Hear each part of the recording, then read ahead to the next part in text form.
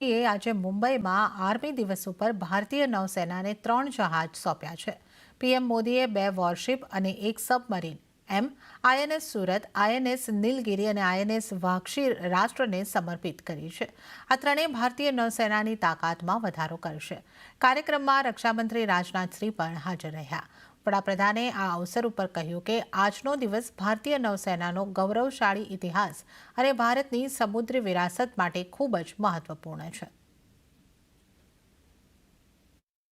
आज भारत पूरे विश्व और खासकर ग्लोबल साउथ में एक भरोसेमंद और जिम्मेदार साथी के रूप में पहचाना जा रहा है.